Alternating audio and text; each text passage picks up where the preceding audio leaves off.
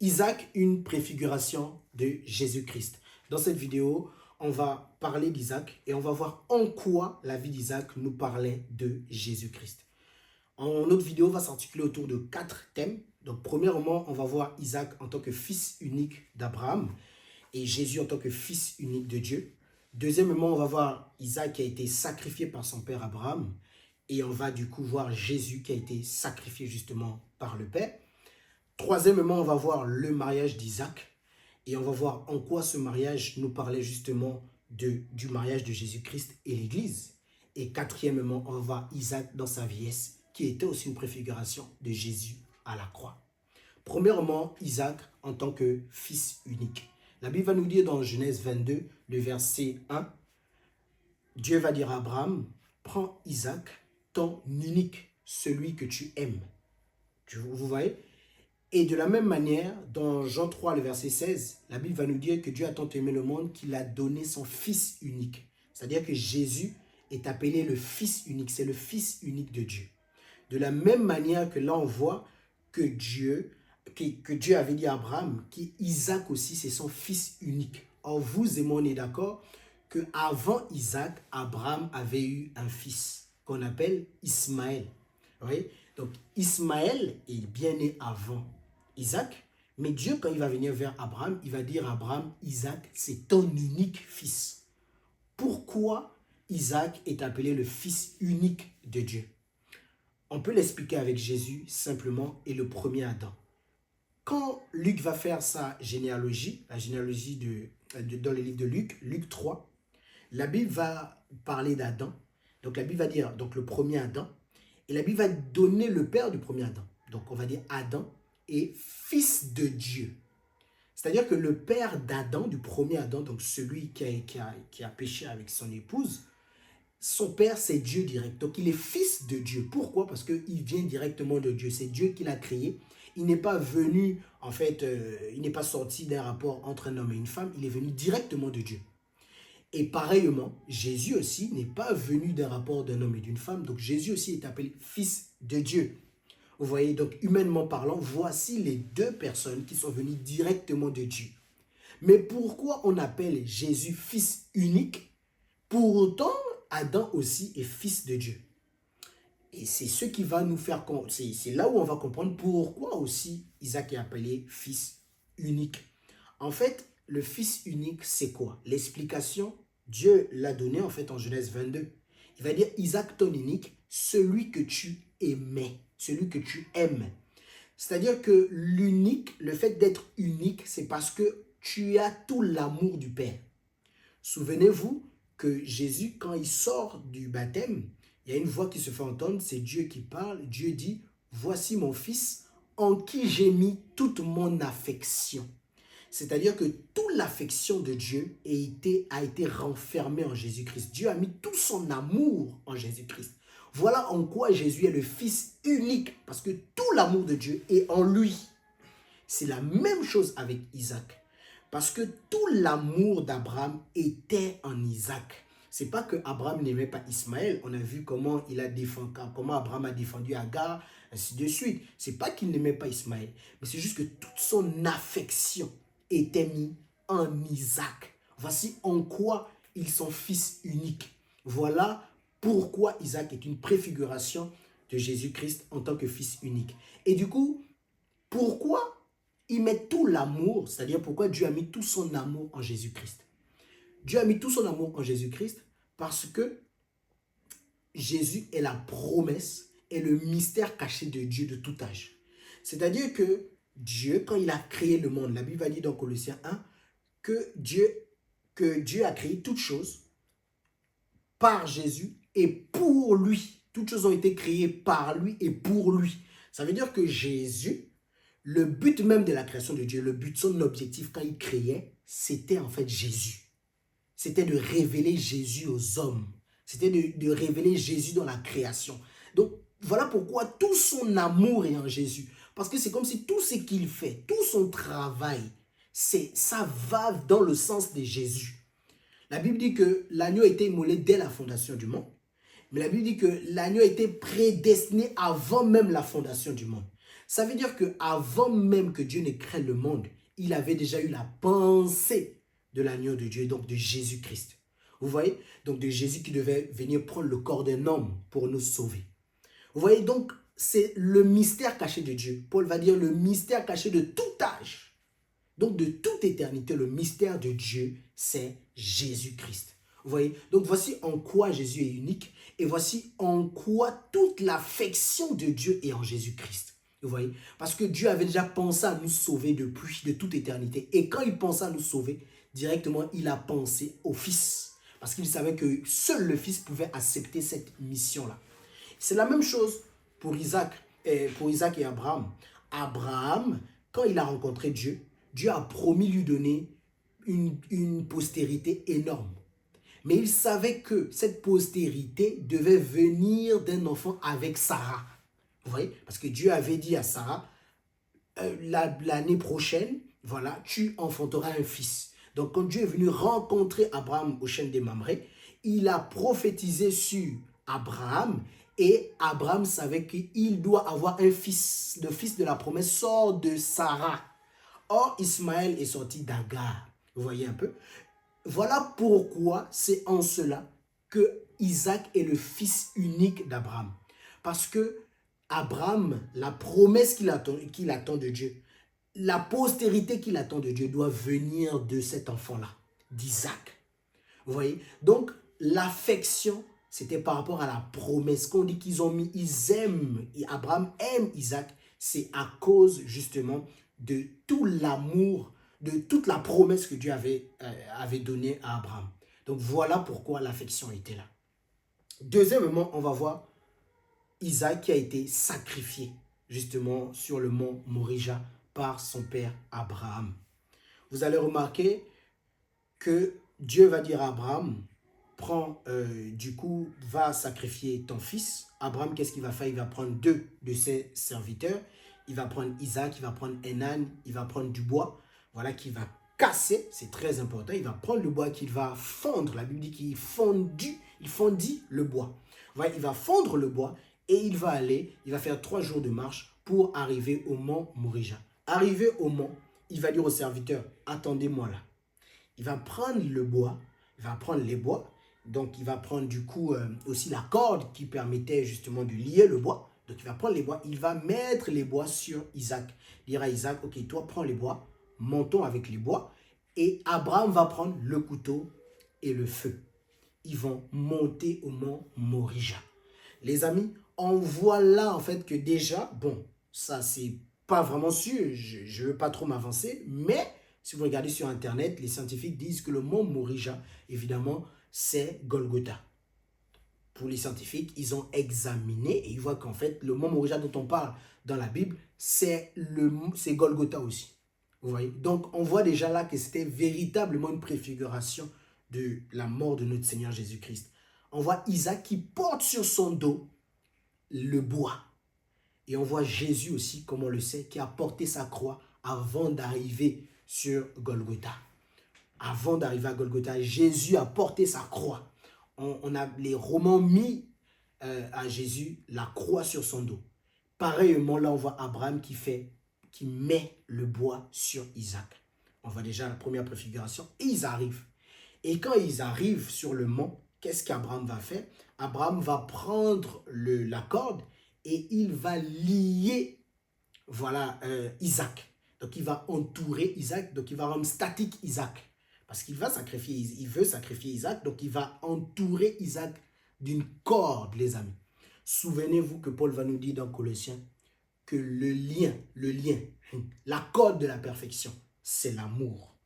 Or, vous et moi, on sait que Jésus-Christ a été cloué à la croix par amour pour nous. Vous voyez? Et là, on voit Isaac, un jeune. C'est très important parce que c'est difficile parce qu'on n'a pas les images de l'histoire. Mais Abraham était âgé. Abraham avait plus de 100 ans. Isaac était jeune. Et comment Abraham a pu lier Isaac? Nous, en tout cas, moi je crois qu'Isaac s'est quand même laissé lier. Parce que devant un vieillard, il a pu te lier devant toi. Et là, on voit Isaac qui se met, Isaac qui est lié. Et cette corde-là qui lie Isaac, pour que Isaac reste intact, pour qu'il subit le châtiment, qu'il subit justement la crucifixion, c'est l'amour, c'est le lien de l'amour, c'est la corde de l'amour. Et c'est cette corde-là justement qui a attaché Jésus à la croix. Parce que sans amour, Jésus n'aurait pas pu nous sauver. C'est parce qu'il nous aime qu'il il est resté cloué à la croix pour nous. Vous voyez? Et là, Isaac, comme le père, va prendre justement le couteau, il va prendre le feu, et va vouloir sacrifier son fils. C'est ce que la Bible nous dit dans Ésaïe 53, le verset 10. La Bible va dire que Dieu l'a brisé.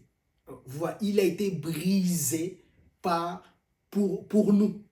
C'est-à-dire que c'est Dieu qui a brisé son fils pour nous. Ésaïe 53, le verset 10. Il a été brisé.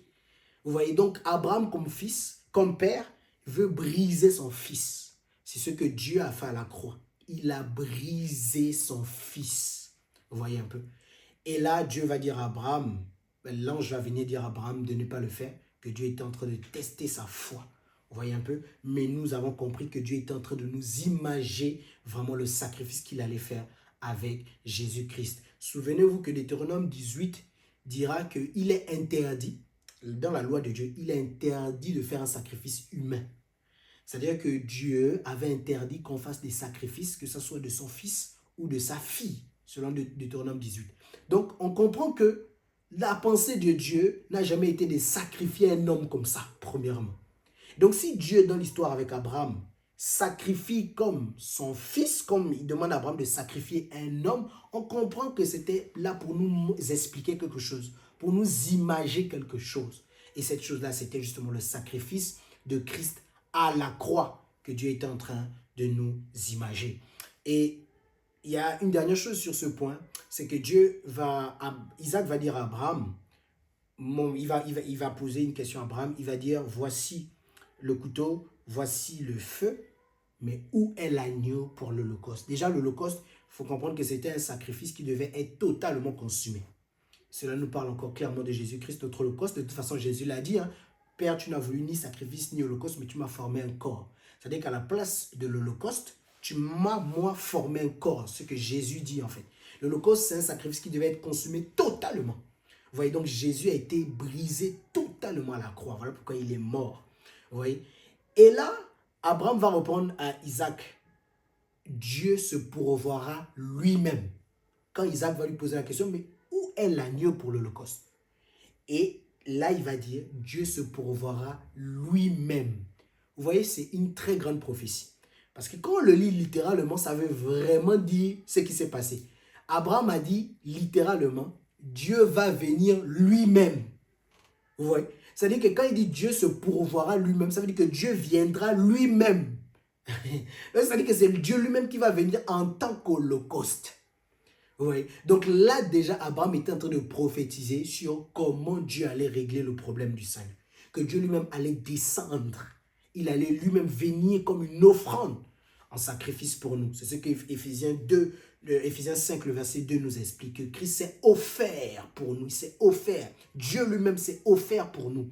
Vous voyez un peu? C'est très important. Et cette question a été répondue dans Jean 1, le verset 27.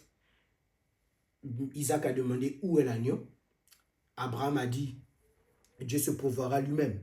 Et la question du dernier prophète avant Jésus-Christ, Jean-Baptiste. Jean-Baptiste va dire dans Jean 1, le verset 27, voici l'agneau de Dieu qui ôte le péché du monde.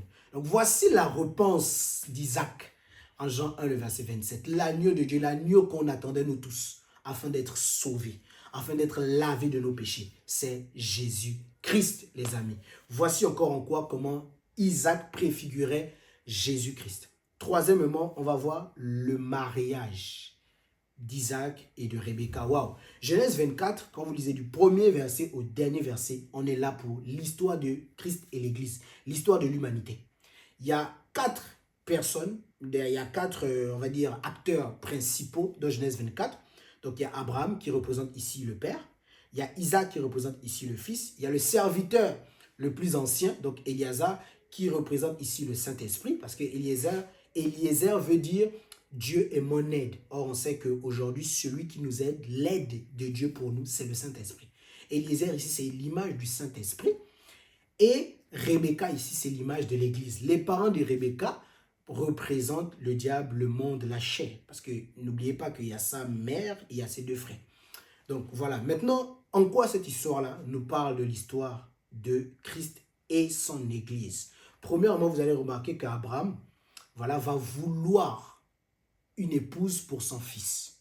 Vous voyez? Et donc là, c'est le Père qui envoie Jésus dans ce monde.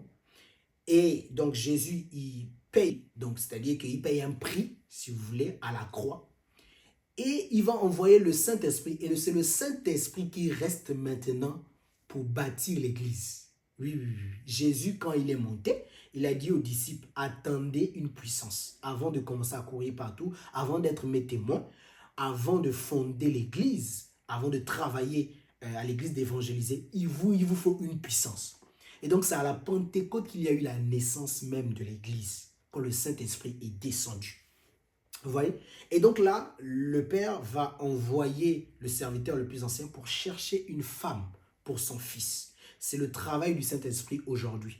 Aujourd'hui, si ceux qui rentrent dans l'Église, ceux qui sont membres de l'Église, ce sont ceux qui ont reçu le Saint-Esprit après avoir cru en Jésus-Christ. Et donc, quand le serviteur le plus ancien va partir, il va donner en fait des critères à Dieu. Il va dire à Dieu que je m'en vais, je veux une femme qui va me donner de l'eau. Il va donner de l'eau au chameau. C'est le critère qu'il a donné pour prendre Rebecca. Il va venir et il va véritablement faire ça. Il va demander de l'eau à Rebecca. Rebecca va lui donner de l'eau et il va aussi donner de l'eau au chameau. Donner de l'eau, on l'a vu dans Jean 4, verset 7. Jésus demande à la femme samaritaine, donne-moi de l'eau. Voyez, la femme samaritaine va parler.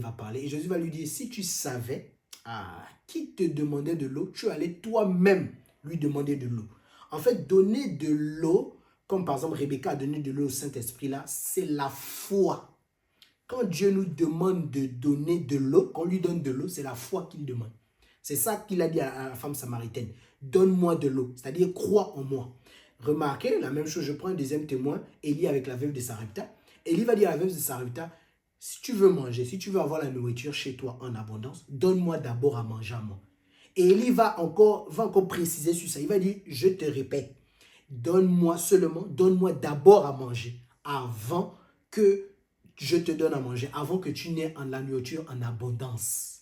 Vous voyez, donc, quand en fait un prophète, quand Jésus demande de l'eau, ou Élie demandait, Élie aussi qui était une préfiguration de Jésus-Christ là, quand il demande à la veuve de Sarepta par exemple à manger, en fait c'est l'image de la foi. C'est après la foi que Dieu agit dans notre vie. Il dit si tu crois, tu verras la gloire de Dieu. C'est-à-dire que c'est après la foi que Dieu vient maintenant habiter en nous. Vous voyez, donc quand le critère que le serviteur le plus ancien a demandé à Rebecca, c'est un critère très fort. C'est l'image de la foi. Quand il dit « elle me donnera de l'eau », c'est « elle croira ». Donc c'est l'Église qui, quand le Saint-Esprit vient vers nous, nous rencontre une personne. Quand le Saint-Esprit vient en vous, en nous, la première réaction, c'est la foi. C'est-à-dire qu'on croit en Jésus-Christ. Évidemment, il n'y a pas de foi sans repentance. C'est-à-dire que la repentance, c'est la foi. Paul l'a dit dans Acte 20, le verset 21. J'ai prêché aux Juifs et aux Grecs la foi, la repentance envers Dieu et la foi en notre Seigneur Jésus-Christ. C'est-à-dire que la réaction de Rebecca, c'est la foi qu'elle a eue en fait. C'est l'image de la foi que tout chrétien doit avoir. Et c'est ce qui prouve que le Saint-Esprit est en toi. Quand tu as foi en Jésus-Christ véritablement. Vous voyez, et après, elle va accepter. Et elle va dire au serviteur le plus ancien, voilà chez moi, elle va accompagner le serviteur le plus ancien chez elle. Arrivé chez elle, déjà le serviteur le plus ancien va lui donner beaucoup de cadeaux, beaucoup de présents. Voilà, les présents ici sont l'image des fruits de l'esprit. Les fruits avec lesquels l'esprit vient dans nos vies. C'est-à-dire que quand quelqu'un croit au Seigneur Jésus-Christ, quand il a le Saint-Esprit, il y a les fruits qui accompagnent sa repentance. C'est-à-dire que cette personne-là, on va voir des actes, des œuvres qu'il pose et on comprend que cette personne-là a véritablement cru en Jésus-Christ. Cette personne-là est véritablement convertie. Le Saint-Esprit, quand il vient dans notre vie, il ne vient pas juste, il vient et puis rien ne se passe. Non, il vient avec des fruits. Il vient avec des anneaux. Il vient avec des bœufs. Il vient avec de l'or, de l'argent. Beaucoup, ce sont les fruits avec lesquels il vient dans notre vie. Donc, il va venir, ils vont aller maintenant chez les parents de Rebecca. Et remarquez quelque chose. Donc, les parents de Rebecca vont d'abord accepter. Comme j'ai dit au début, les parents de Rebecca, c'est une image du diable, du monde, de la chair, donc de la loi du péché qui est en nous. Les parents de Rebecca vont d'abord accepter de laisser partir Rebecca en mariage. Oui. Après, la nuit va passer et la journée qui suit, ils vont dire, donc le frère de Rebecca va venir dire au serviteur le plus ancien, laissez-nous encore 10 jours avec Rebecca. Vous voyez un peu? Et là, le serviteur le plus ancien va dire, non, comment ça? Moi, je veux déjà partir avec elle. Ma mission est réussie. Et là, il y a comme un problème. Voilà. Et une chose qu'on ne fait pas souvent, qu'on ne faisait même pas avant, et dans l'histoire, on avait toujours du mal à faire, parce que comme vous savez, dans l'histoire, les femmes partaient en mariage souvent sans leur avis. Vous voyez? Et là, dans cette histoire, on va demander l'avis de Rebecca elle-même. Ses parents avaient déjà accepté. Ils doivent partir. Et là, le lendemain, on vient dire au serviteur le plus ancien, non, non, laissez-nous encore 10 jours avec elle, ainsi de suite. Et là, le serviteur le plus ancien dit, non, non, non, moi, je veux partir avec Rebecca. Et là, il y a un problème. Donc, le serviteur le plus ancien veut partir avec elle. Donc, le Saint-Esprit veut te faire sortir de la maison de ton père et de ta mère. Le Saint-Esprit veut te faire sortir du péché. Parce que ton père, voilà, c'est le diable, c'est le péché. Voilà, quand on n'a pas Jésus-Christ, on a pour père le diable. Ça, c'est pas moi, c'est Jean 8 qui le dit. La Bible dit clairement, Jésus va dire aux pharisiens, vous avez pour père le diable, voilà pourquoi vous faites ces œuvres. C'est-à-dire que quand on pratique le péché, ce sont les œuvres du diable. Notre père, c'est le diable. Malheureusement, c'est vrai que c'est une parole dure, difficile à accepter, mais c'est la vérité. Paul va dire dans Éphésiens 2, il va dire que nous étions par nature enfants de la colère. Vous voyez? C'est-à-dire que notre père, c'était la colère. Notre père, c'était le diable. Notre père, c'était le péché. À l'époque, sans Jésus-Christ, évidemment. Vous voyez un peu. Donc, c'est cette image-là. C'est-à-dire que maintenant, quand le Saint-Esprit veut nous prendre pour nous ramener justement chez le Père, donc vers Dieu, qu'est-ce qui se passe? Notre maison, les gens de notre maison, parce que notre maison sans Jésus, c'est quoi? Dans notre maison, il y a le monde, il y a le péché, il y a le diable. Il y a tout, il y a tout ça. Et il y a les trois, justement, que Jean va nous dire, c'est-à-dire la convoitise des yeux, la convoitise de la chair et l'orgueil de la vie. C'est-à-dire que le péché est dans notre maison comme ça. Et le péché dit non, non, non, non, non, encore 10 jours. Elle doit encore faire 10 jours avec nous. Vous voyez, et c'est ça, à chaque fois qu'on prêche l'évangile, comme là je suis en train de vous présenter le Christ, celui qui est mort pour vous, il y aura toujours des choses qui vont comme vous retenir. Vous voyez, soit la famille, soit l'amour du monde, l'amour du péché, l'amour d'une copine, l'amour d'un copain, voilà, l'amour d'un concubinage, l'amour de l'argent, beaucoup de choses nous retiennent. Vous voyez un peu, c'est le diable qui utilise tout ça. Vous voyez, qui influence en fait, veulent nous retenir. Mais par contre, à ce niveau-là, en fait, c'est justement Dieu veut tester votre engagement. Voilà pourquoi maintenant, on va aller maintenant demander quelque chose qui n'était pas fait. Vous voyez, même déjà là, on est combien d'années avant Jésus-Christ? Mais vous voyez, même après Jésus-Christ, il y a des familles dans le monde, la fille partait en mariage sans son consentement. Mais là, vous voyez que là, on va demander le consentement maintenant de Rebecca. On va demander, bon, Rebecca, qu'est-ce que tu dis? Tu veux partir ou tu veux rester? Et là, Rebecca va prendre la décision. Pourtant, elle n'avait même pas encore vu Isaac. Vous voyez? Mais elle va prendre la décision. C'est ça la foi. Elle dit qu'elle n'a pas encore vu, mais elle va mettre sa foi. Elle va dire, j'irai avec cet homme. C'est-à-dire que c'est ça au niveau où le péché vous tire. Quand vous prêchez l'évangile et que le Saint-Esprit bouillonne en vous, vous savez que vous avez envie de Jésus-Christ, vous avez envie de vivre l'évangile. Mais vous voyez comment il y a des choses qui vous retiennent. Vous voyez, là, il faut prendre une décision, un engagement ferme, vous-même. Là, c'est plus le pasteur, c'est plus les frères et sœurs qui doivent encore vous pousser. Parce que oui, ils font un travail, ils vont vous pousser à venir à l'église, vous pousser. Mais au bout d'un moment, il faut que vous-même vous preniez l'engagement de suivre Jésus-Christ. Et c'est ce que Rebecca a dit, j'irai avec cet homme. Vous voyez, c'est une préfiguration de la foi véritable qu'un véritable chrétien doit avoir quand le Saint-Esprit vient dans sa vie. Et malgré les appels du péché, il doit accepter de continuer l'engagement avec le Saint-Esprit. Waouh! Et vous voyez comment ils vont prendre la route. Donc, une route très longue, parce que quand on regarde la distance de là où Isaac était et là où ils étaient, on voit que la distance était très longue. Donc, c'est la marche chrétienne. La marche chrétienne est très longue. Avant de voir Isaac, Rebecca va marcher avec le serviteur le plus ancien. Ça veut dire qu'elle va marcher avec le Saint-Esprit. C'est ça l'Église. L'Église vit aujourd'hui là au travers du Saint-Esprit, l'Esprit de Jésus-Christ. Mais le Saint-Esprit n'est pas venu, comme je disais tantôt, les mains vides. Donc, durant ce chemin-là, le serviteur le plus ancien a pu nourrir Rebecca. Vous voyez, c'est très important. Il a pu nourrir Rebecca parce qu'il y avait des bœufs, il y avait de l'argent, il y avait de l'or avant de voir Rebecca. Il y a aussi une chose aussi qui est importante. Le serviteur le plus ancien a présenté Abraham et Isaac aux parents de Rebecca. Il va dire que mon maître, donc Abraham, a tout. Il va dire qu'Abraham, en fait, il va présenter la richesse de Dieu. C'est une image de la présentation de la richesse de Dieu. Quand on vous prêche l'évangile, on vous présente les richesses infiniment variées de Dieu. Le serviteur le plus ancien va dire que Abraham a de l'or, a des bœufs, a de l'argent. En fait, c'est toutes les richesses qu'il y a en Dieu. Et après, il va dire quelque chose de très important. Il va dire que, et il a tout donné à son fils. Waouh! C'est-à-dire qu'il présente Isaac en disant que Dieu a toutes les richesses. Et toutes ces richesses ont été données à Jésus-Christ. Ça, c'est Matthieu 11 qui le dit. Jésus lui-même nous dit, le Père m'a tout donné. Vous voyez, Isaac, c'est véritablement une préfiguration de Jésus-Christ, celui à qui le Père a tout donné. Pourtant, Abraham avait d'autres fils. Mais la Bible dit que Abraham a tout donné à Isaac. C'est ce qu'on disait tantôt, le fils unique. L'amour, toute l'affection est sur lui.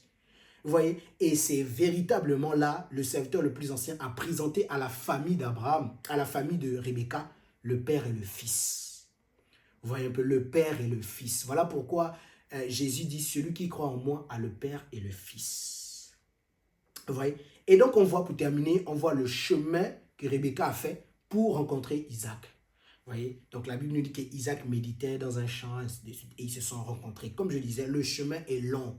La marche chrétienne est longue. Mais on doit s'accrocher au serviteur le plus ancien. On n'a pas laissé nos familles loin là-bas. On n'a pas laissé le monde si loin pour abandonner. Non, non, non. Il faut qu'on continue la marche. Et comme on dit, le Saint-Esprit est venu avec des présents pour nous. La marche chrétienne, Dieu prend soin de ses enfants par sa grâce. Vous voyez? Maintenant, remarquez, pour finir, comment la rencontre d'Isaac et de Rebecca va se faire. C'est-à-dire que Isaac aussi était justement en train de méditer, il va sortir du champ et ils vont se rencontrer avec Rebecca. Et quand ils vont se rencontrer, la Bible dit que Rebecca va descendre du chameau, ça c'est dans les versions du second et autres, mais quand vous cliquez sur le mot, c'est tomber. C'est très important. Rebecca, quand elle va voir Isaac, elle va tomber du chameau sur lequel elle était. Et les sages d'Israël disent, en tout cas selon la culture juive, Rebecca est tombée parce qu'elle n'a pas supporté l'éclat de la beauté d'Isaac, selon les sages d'Israël. C'est-à-dire qu'elle est tombée. Quand on lui a dit, c'est qui? Elle a demandé au serviteur le plus ancien, c'est qui que j'aperçois au loin? Le serviteur le plus ancien va lui dire, c'est celui dont je te parle depuis. Très important. C'est-à-dire que, et déjà aussi une chose à comprendre, c'est que depuis que le serviteur le plus ancien a pris Rebecca, jusqu'à la rencontre d'Isaac, le serviteur le plus ancien ne parlait que d'Isaac.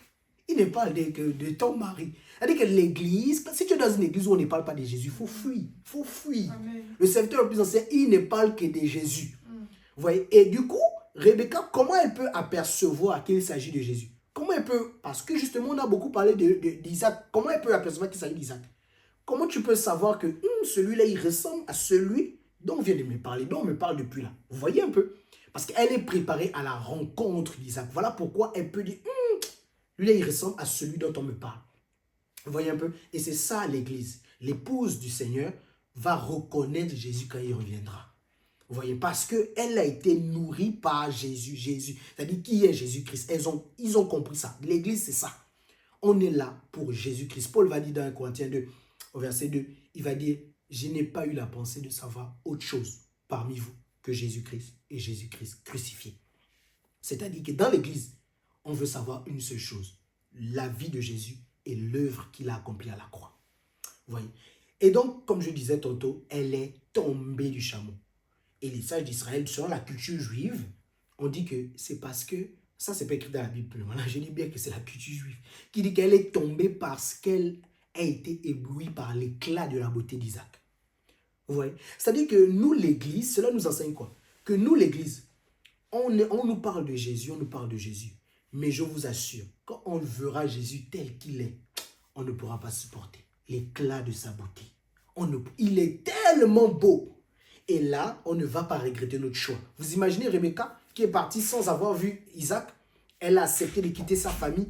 Et maintenant, elle voit Isaac comme ça.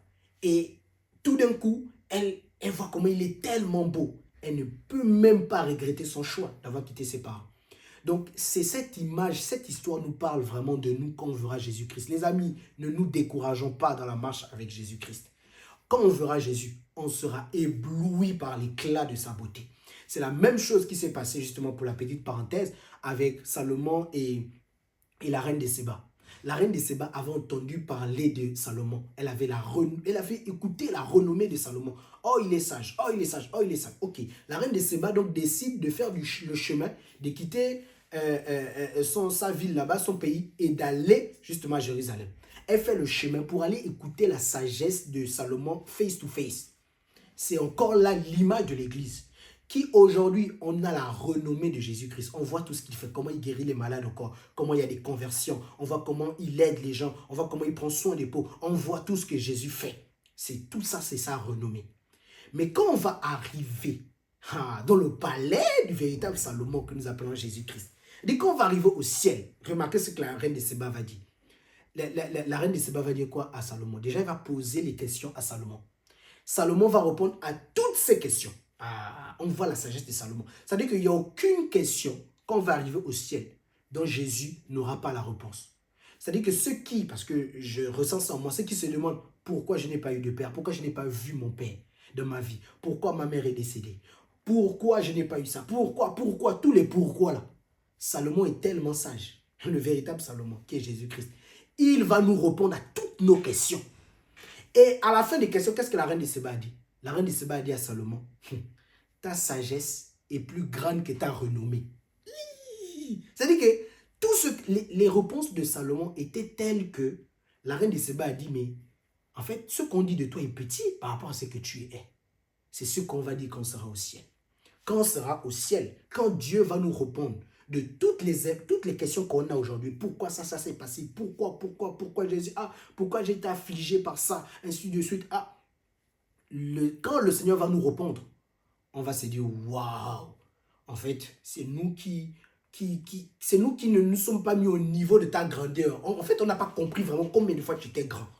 Et on va dire comme la reine de Séba, ta sagesse est plus haute que ta renommée. C'est-à-dire que ce qu'on sait de Jésus et ce qu'on voit de Jésus aujourd'hui, c'est petit par rapport à ce qu'il est véritablement. C'est juste qu'aujourd'hui, on est dans un corps d'homme. Il y a des choses qu'on ne peut pas capter, en fait. Vous voyez un peu? Et la reine de Séba a encore vu aussi, évidemment, la sagesse, comment Salomon gérait toute sa maison. C'est-à-dire, comment elle a vu comment les serviteurs de Salomon étaient bien habillés, bien vêtus, ils étaient aussi riches, tout ça. Elle a dit, waouh! Et tout ça, là, en tout cas, on sera ébloui, étonné quand on verra Jésus tel qu'il est, les amis. Donc, voilà en quoi l'histoire Genèse 24 nous parlait clairement de l'histoire de Jésus et l'Église. On va terminer par juste ce quatrième petit point, c'est Genèse 27. La Bible va nous dire que, au premier verset, la Bible va nous dire qu'Isaac était âgé, était vieux en âge. La Bible va dire qu'il s'affaiblissait et il n'avait même plus de vue. C'est-à-dire qu'il était aveugle. Il ne voyait plus. Et on a vu que comme Isaac ne voyait plus, il s'est affaibli. On a vu comment Rebecca et Jacob se sont joués de lui. Vous voyez un peu? Isaac va demander à Ésaü, va me faire un mets, va prendre un gibier et tout, tu vas me préparer à manger. Et Rebecca, comme elle voulait justement que la bénédiction soit donnée à Jacob, elle va s'arranger avec Jacob, elle va préparer un mets, ainsi de suite. Et la Bible va nous dire dans Genèse 27, le verset 22, un verset qui est très fort. Isaac va dire, la voix est celle de Jacob, mais les mains sont celles d'Ésaü. Waouh! C'est-à-dire que comment Isaac a été, on a triché Isaac, si je peux dire ça comme ça. On a triché Isaac en gardant la voix de Jacob, mais en mettant les mains d'Ésaü. Parce que, comme vous savez, Rebecca a fait porter à Jacob les habits de Ésaü. Donc les mains, quand Isaac a vu, il a vu que c'était les mains de Ésaü, de son fils. Cela nous parle évidemment de la justification que nous avons auprès de Jésus-Christ. C'est-à-dire que Dieu aujourd'hui, quand il nous voit, nous qui avons cru en Jésus-Christ, il ne nous voit plus nous. C'est vrai que quand on vient vers lui, on parle. Oui, il nous entend, il nous écoute. Mais en vérité, les œuvres qu'il voit, c'est les œuvres de son Fils Jésus-Christ. C'est cette image-là, c'est la préfiguration de la justification que nous avons auprès de Dieu. C'est-à-dire qu'au tribunal de Dieu, nous, on est justifié à cause des œuvres de Jésus. Waouh! C'est-à-dire que Dieu aujourd'hui ne nous voit pas nous. Il nous a pardonné nos péchés. Il a mis nos péchés sur Jésus et il a imputé la justice de Christ sur nous. Voilà pourquoi les mains, c'est l'image des œuvres, de ce qu'on peut faire avec nos mains. C'est le travail qu'on fait avec les mains. C'est-à-dire les œuvres des hommes. Vous voyez un peu, les œuvres aujourd'hui que Dieu voit, c'est l'œuvre de Jésus-Christ. Et vous allez remarquer que cela a pu se faire parce que Isaac est devenu aveugle. C'est l'image de la croix. À la croix, Dieu est devenu aveugle sur nos péchés. Voilà pourquoi ils ont pu tromper par le péché. Vous voyez? C'est-à-dire que voilà pourquoi Rebecca et Jacob ont pu tromper Isaac en mentant à Isaac. C'est-à-dire que le péché a pu se faufiler. Pourquoi? C'est-à-dire que le péché a pu passer. Pourquoi? Parce que Isaac est devenu vieux. Isaac ne voyait plus, il était aveugle. L'aveuglement d'Isaac ici nous parle clairement de Dieu qui voit la croix de son fils et qui fait passer les péchés des hommes. C'est-à-dire qu'aujourd'hui, maintenant, nos péchés peuvent être pardonnés. Nos péchés peuvent être effacés. C'est-à-dire que Dieu ne voit plus nos péchés. Ses yeux sont fermés. Il est devenu aveugle sur nos péchés. Vous voyez, c'est encore là une image de la croix de Jésus-Christ dans la vie d'Isaac. Alors mes amis, j'espère que vous avez apprécié la vidéo. N'hésitez pas à poser vos questions. N'hésitez pas à commenter, à partager, à bénir une personne par cet enseignement-là sur Isaac, une préfiguration de Jésus-Christ. Croyez en Jésus-Christ. Et si vous voulez en savoir plus, n'hésitez pas à m'écrire en commentaire ou à écrire sur le numéro de téléphone ou le mail. Que Dieu vous bénisse.